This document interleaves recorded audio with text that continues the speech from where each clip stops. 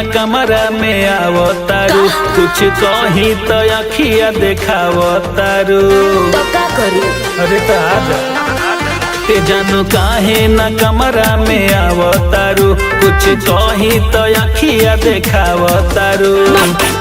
ताला जवनिया के आज टूट जाएगा,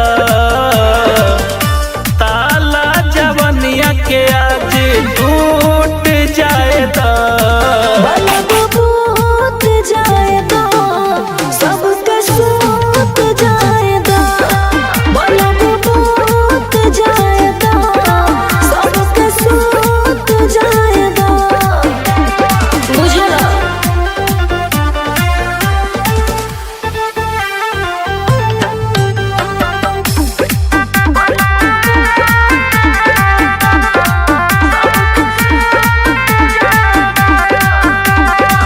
अब नहीं हमारा से होला बर्दाश्त हो, बाकी बावे पूरा रात हो। बज गईल ना जानी कराया ना कानी, ससुर भसुर जागतानी जठानी बुझानी।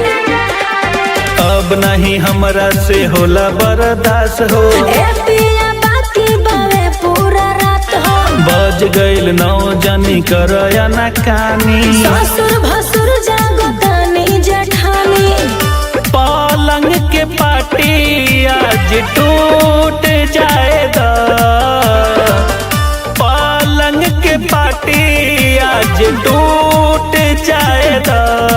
बलबूत जाएगा सबके सूत जाएगा, बलबूत जाएगा सबके सूत जाएगा।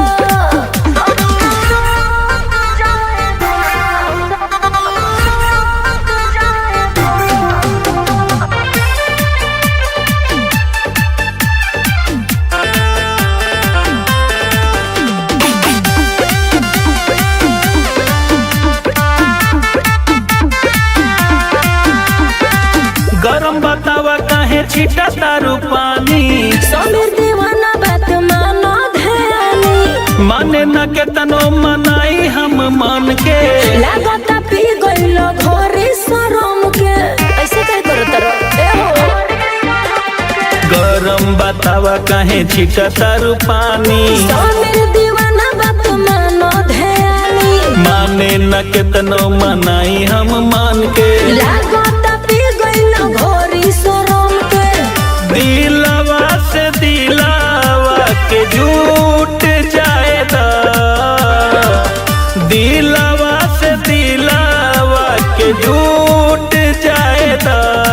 बलबूत जाएगा सबके सूत